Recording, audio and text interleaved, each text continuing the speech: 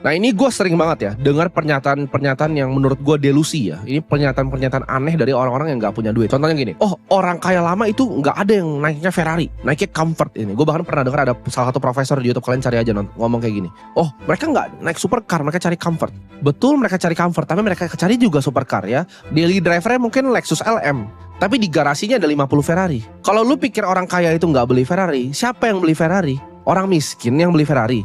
Orang miskin yang bisa beli Lambo, Ferrari, McLaren. Enggak bos, ya. Kalau lu lihat yang beli Bugatti itu sultan-sultan minyak di Arab. Lu lihat yang beli McLaren Senna, ya. Pas antrian pertamanya itu sultan-sultan minyak di Arab. Emang orang miskin yang beli McLaren? Kalau lu bilang, oh orang kaya lama itu nggak beli Ferrari, itu pernyataan yang delusional. Tapi gue nggak sepenuhnya salahin kalian. Gue ngerti banget kenapa kalian bisa pikir hal seperti itu, ya. Karena gini, ini permainan yang sebenarnya gue tadinya nggak pengen bahas ya. Ini permainan para elit di Indonesia. Indonesia itu sebenarnya kerajaan monarki ya. Selama 300 tahun kita dijajah Belanda, kita adalah kerajaan monarki.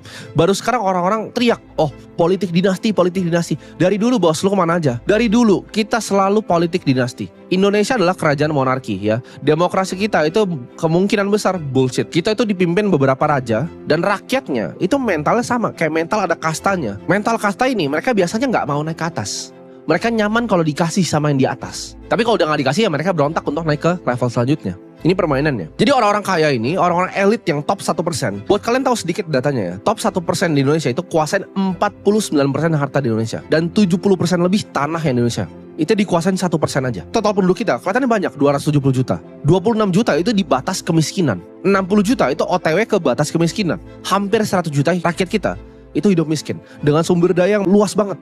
Kenapa? Karena kebohongan yang disuguhkan ini ke dalam otak kalian.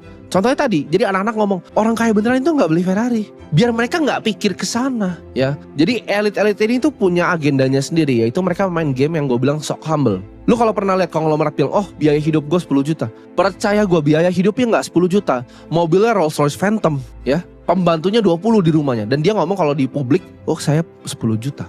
Itu kebohongan luar biasa yang dikeluarkan ke kalian. Biar seolah-olah ya hidup kalian sama hidup para elit ini itu selevel, sejajar, sama. Mereka nggak mau kalian mikir di luar gelasnya. Mereka mau kalian ada di gelas itu tadi ya. Jadi kalian kelihatannya sama para konglomerat ini.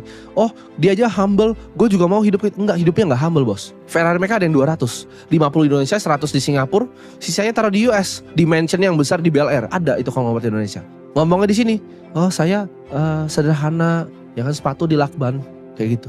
Itu permainan para elit ya, yang gue bongkar di sini. Kalau kalian bilang, oh tapi pejabat itu naiknya Innova. Betul, buat bikin image. Kalian datang ke garasi rumahnya, gue akan make sure itu bukan Innova. Itu yang pas ditemui media mereka dada-dada, ya kan, pakai Innova tua. Itu style mereka. Memang style